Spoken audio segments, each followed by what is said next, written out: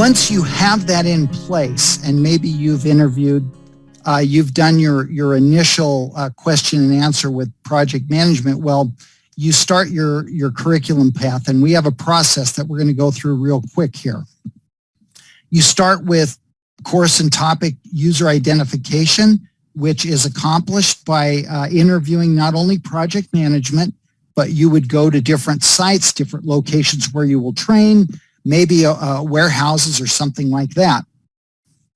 Script and document assessment. Leverage what's available, what's already been created, and apply that to your blended learning. Test scripts are dynamite if they're well written and well prepared.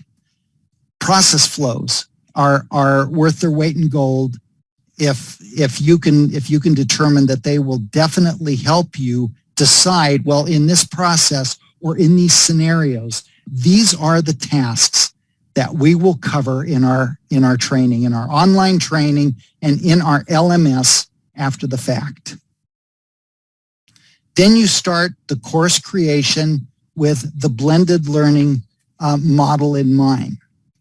You will develop your courses. You will have them listed either on a master spreadsheet or using some other method for identifying and creating your courses. Then what you do is you go to data and system prep.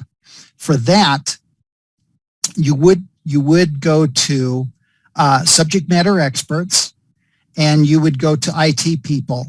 This goes hand in hand with the second objective that we have, which I'm jumping ahead, but the second objective deals with working with project management and IT people effectively, because as training people and all through history, they push back, they do not want to be bothered, they prefer to focus on their primary jobs, and they really don't have time, supposedly, to help you identify key data and any customized data that could apply to one particular site that you're training.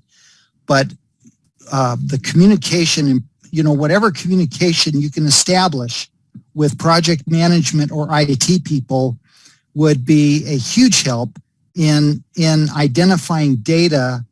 And if it's customized data, that's fine, but identifying data that's effective rather than coming up with John Doe with names and 1, 2, 3, 4, 5 West 5th Street or something like that.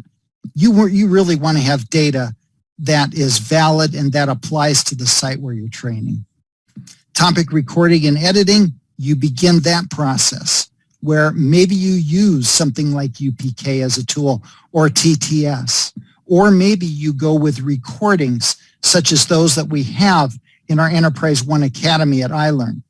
Whichever way you choose as part of your blended learning, you would start that process at that time.